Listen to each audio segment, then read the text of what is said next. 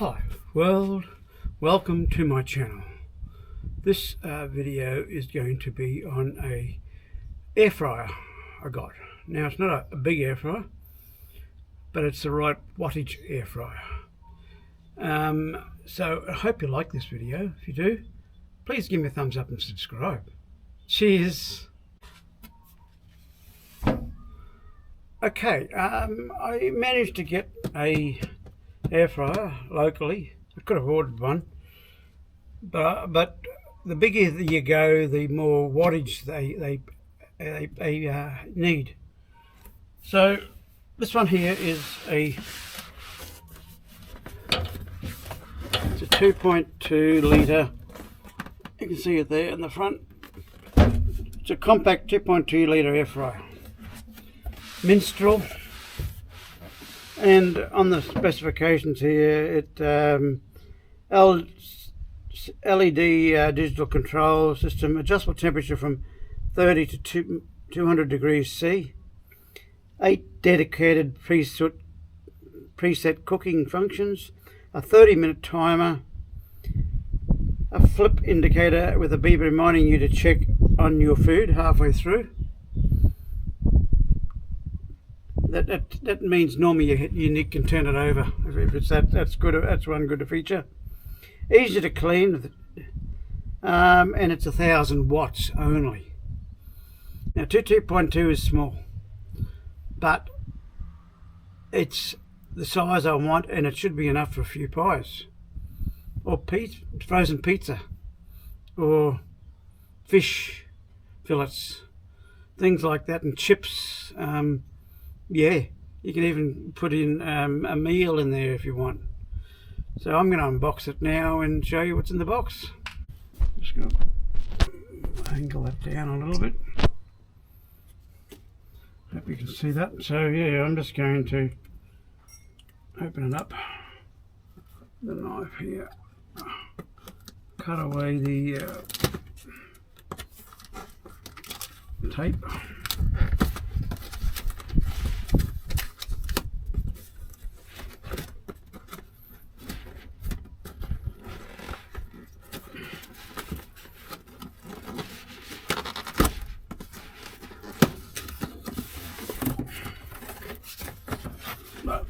Open the top of it up like that and pull it out. The packaging we don't need. Yeah, I'll take it out of here this way.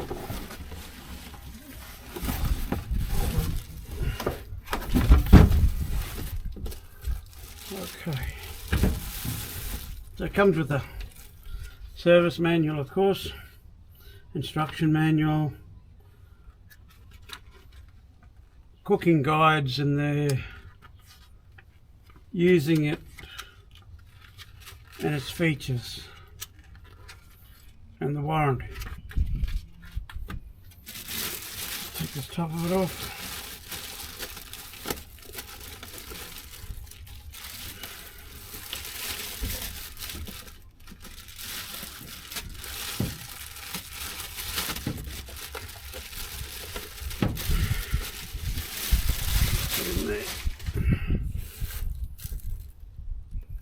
Take the tape off.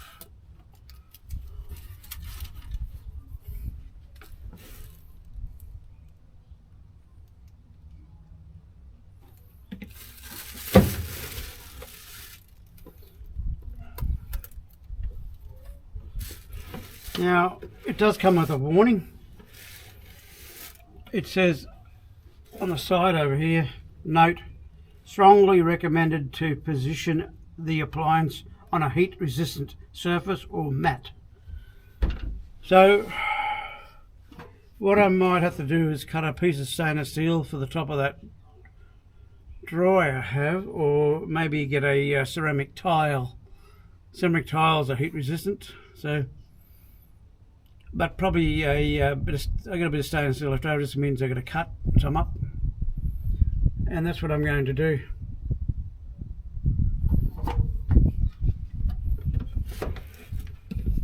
So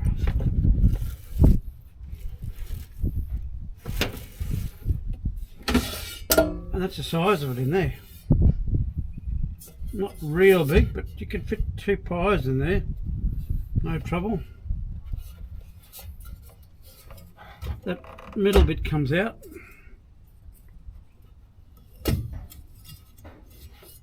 So things aren't sitting on the floor, but you could probably put things on the floor. You can slow cook things in there. You could probably put a stew in there and slow cook it, but it probably use too much power for that. But yeah, you'd put your 2 pies in there and or a couple of fish fillets, and that'll be right.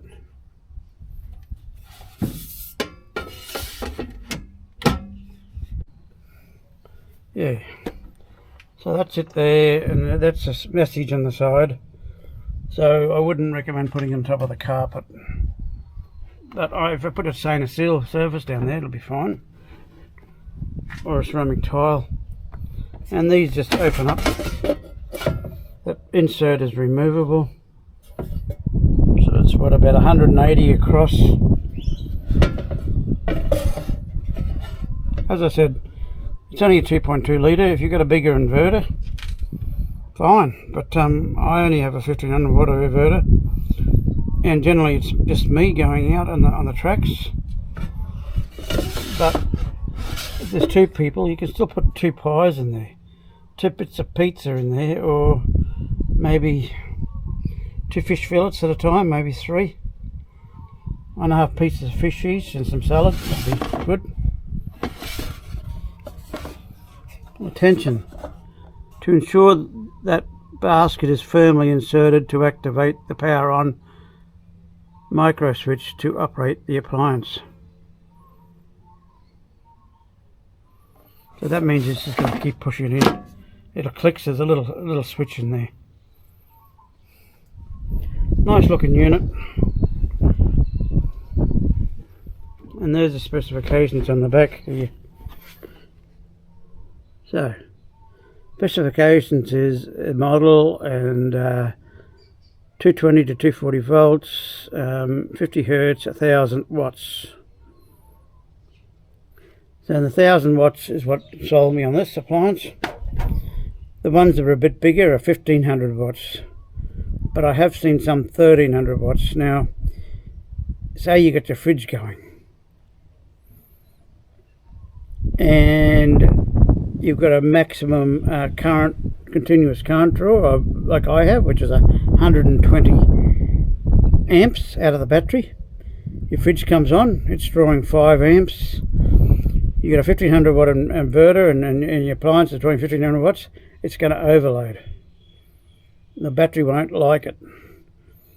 So and it's only in for a short time, but it's not a good idea to do that. So my idea with 1000 watts, you've got a lot of leeway. You can still use it, run your fridge,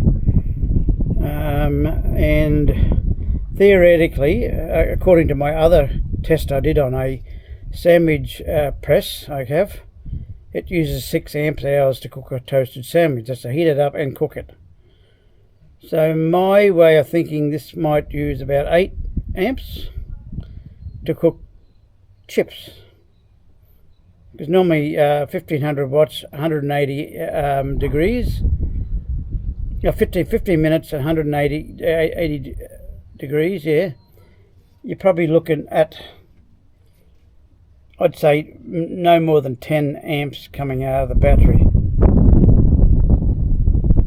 So you don't use it all the time, but yeah, you got to have a lunch out of it and then drive on.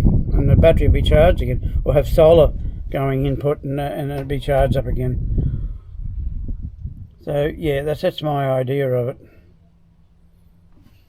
Yeah, I just cut a piece of stainless steel off the sheet I had off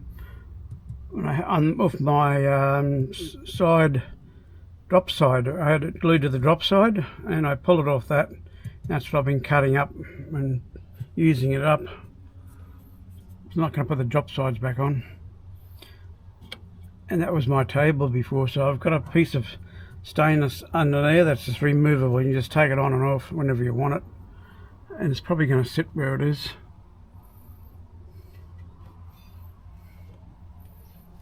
plenty of air flowing around it, and I'm gonna try it. Okay, you can see that there, that battery voltage is 100%. 13.6 volts.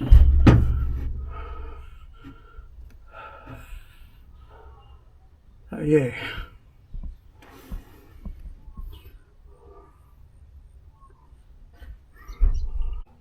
First of all, I'm going to test this on 240 volts.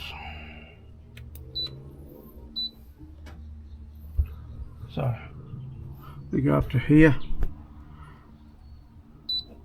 15, 180 degrees, and we start.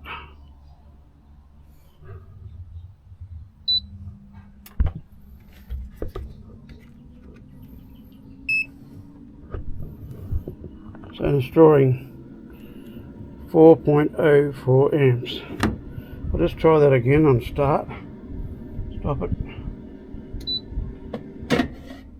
So as you open it up,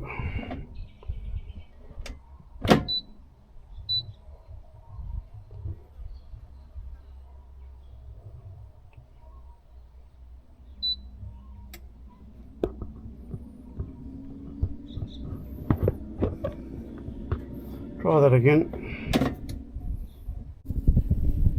4.04 amps on start. So it doesn't go any higher than that, and that's what it runs at, 4.02. It will switch on and off as it's used. So it shouldn't just keep going at the same current the whole time. Otherwise it'll just burn everything. So I'm assuming that it won't use the power I'm thinking it's going to use. So I'm going to put in a cup of potato royales, or potato gems, or whatever you call them. Bits of potato inside a crunchy coating. This is cold, it's not hot anymore. After the test I let it cool down. So what I'm going to do is I'm going to run it on the battery for 15 minutes, is what I normally cook these at, and I'll see if they're cooked halfway through, and then because it'll beep at me, and then I will check it at the end and see how much battery it's used.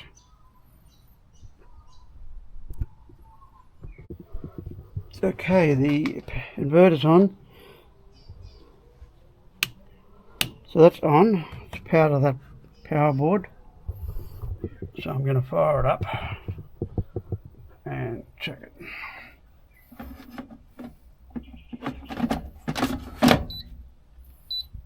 Okay, so 180 degrees, 15 minutes.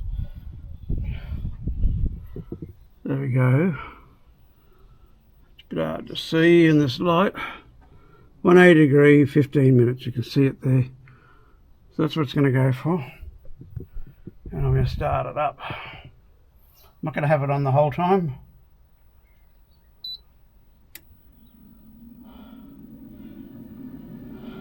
It should suck in cool air in from the bottom and blow it out the back here. There's a back air vent here, which will be facing the battery.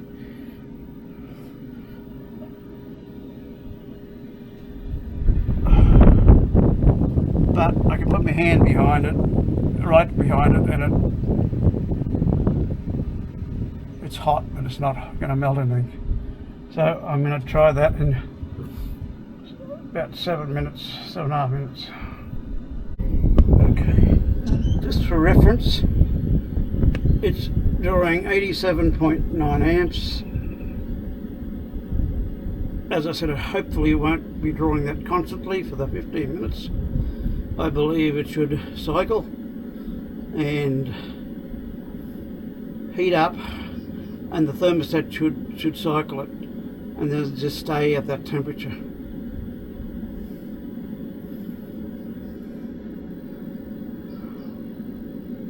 So that's what it's drawing while it's running. As I said, this is the check to see how much it's going to draw.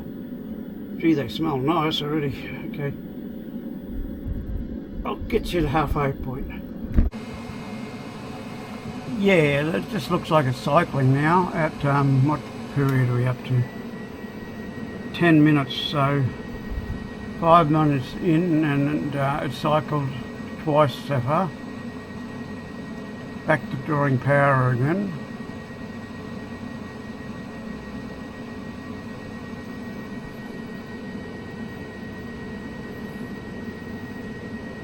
Nine minutes, a couple more minutes and it'll be halfway through.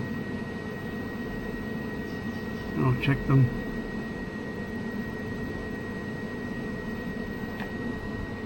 Now this is the back of the unit. It blows the air out of here up. It doesn't blow it out. It blows it down and up. So it's not getting warm at all down there. But it's warm. Could burn you if it left it there for a while, I suppose. Same as there. So I don't think it's going to affect the battery at all. Battery will be here. Yeah, it's only going to be on for a short time anyway. So it sucks the cool air in the bottom. That's why you need to have it somewhere where it's not blocking that air vent down here. So by having that aluminium plate, I'm going to put it on, it's going to work really well. The stainless steel plate, I'm sorry. Not aluminium, stainless steel. Okay, I'm just going to check them. It's 6 minutes to go. They're looking very good in there.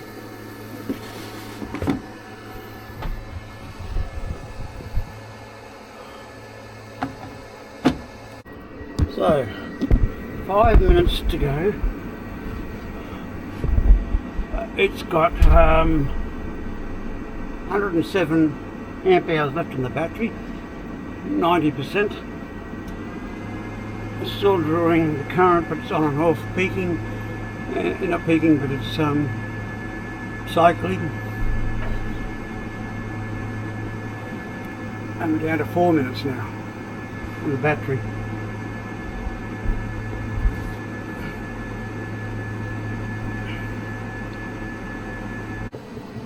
Okay, we're down now to the last minute.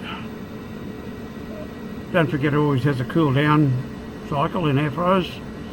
So when it gets to 0, it'll keep running and then cool down. Then I can turn it off. Always let it cool down.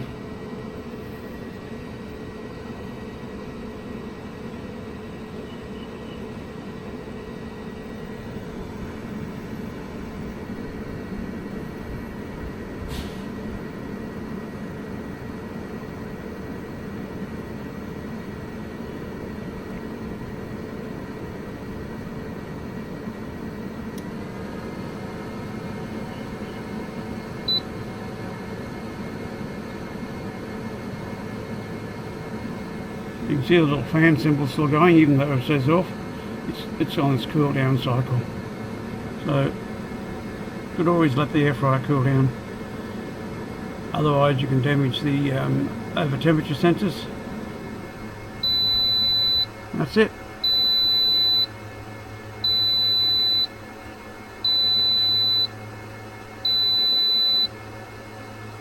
Right, that is cooked. So yeah, I've just turned that off. I'll pull them out in a minute. I'm just going to turn the inverter off. No, you still let it run. Just show you this.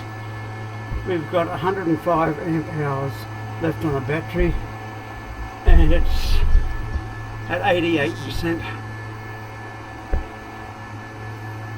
So it's used from 119 down to 105, which is 14 amp hours to cook. So I'm going to pull this out and show you. You can see them nice golden colour. Nice and loose, and they're not sticking to anything. So I'm going to put them in my cup and put some salt on them.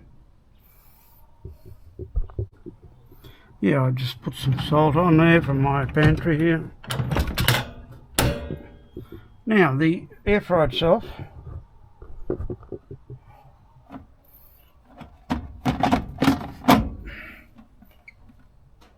it's hot. I can leave my hands on there.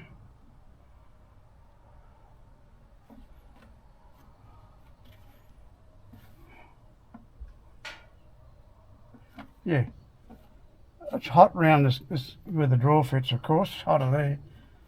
But the rest of the air fryer is, you can keep your hands on there permanently.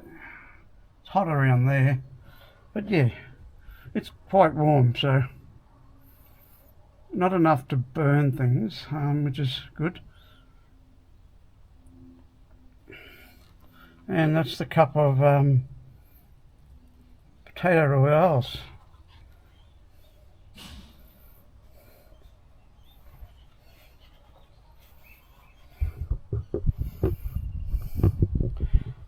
Well, might have to try these.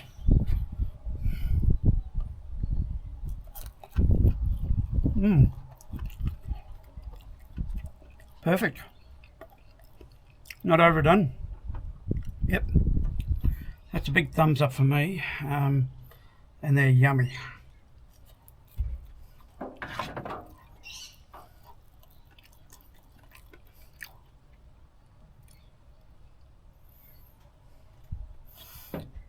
Okay, well, I'm going to finish these potato royals off.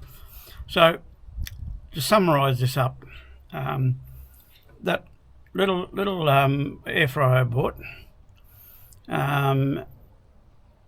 it cooks like a bigger one, only about the same time, only it's a lower wattage and smaller volume. So, and it uses 14 amp hours out of the battery to cook 15 minutes at 180 degrees. So if you got solar, it'll be inputting into that.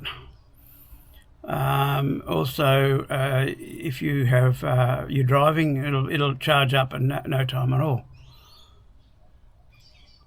My battery's still saying it's 13 volts in there after doing that. And I'm happy with the result. You could probably have 2 big cups of these in there, but it would take a little bit longer. You could have 2 meat pies in there, and you probably don't need to cook them that long. But yeah, you could have 2 meat pies in there. I might even develop something that I can put inside and have one on bottom, one slightly above the other, like a 2-tiered system. That sounds like a good idea. I can probably make something up out of stainless steel. So that's what I'm looking at, but I'm really happy with this result of this air fryer in here instead of a travel buddy or a travel oven. Even the microwave, I'm glad it didn't work. I'm not a fan of microwaves anyway. Can't stop eating these. So yeah, I'm just going to make a way of fixing it there, and I'll come up with some idea today, working out how to fix it in place. I forgot to mention that I bought this locally, but there's several places actually sell them, but not many stock them. You got to buy them online and they get delivered to their place. But Woolworths, I assume Coles would too, had these on the shelf. They also had the bigger ones, the 4-litre ones. This one was $49, and the bigger ones were $69. So if you've got a battery that can handle high current draw, or a decent BMS that can be a mitigator for it, yeah, you can probably go with the bigger one, but this little one's going to really suit me, because 90% of the time, 99% of the time I'm by myself, and it'll only be for that 3-week period. I'll probably have somebody with me when I go up to the Cape, 3 to 4 week period, and we won't be using the air fryer all the time. It'll be pub meals and roadhouses and sandwich presses. I got a sandwich press there that'll use about this, and then we do toasted sandwiches and heat pizzas up and heat pies up and things like that. And I heard the sandwich presses actually make good bacon, double-sided bacon. So you can put bacon in there and lay it down and it cooks on both sides at once.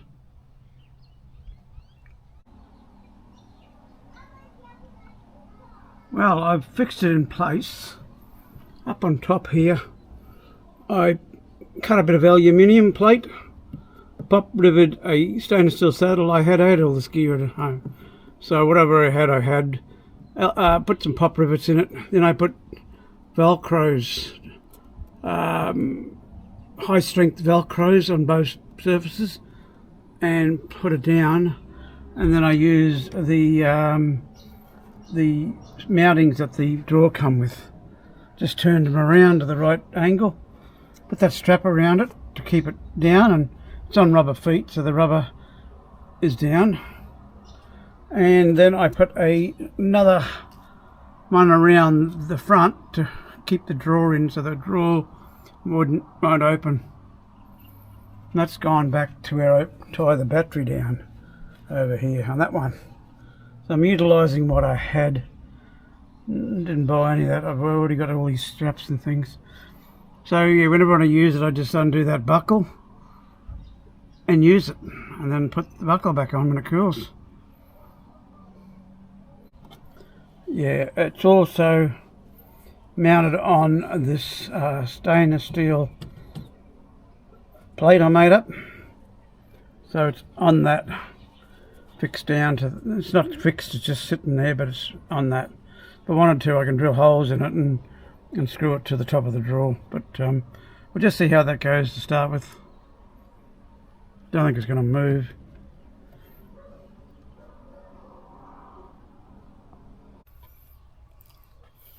Well, I hope you like this video. If you do, please give a thumbs up and subscribe. Cheers.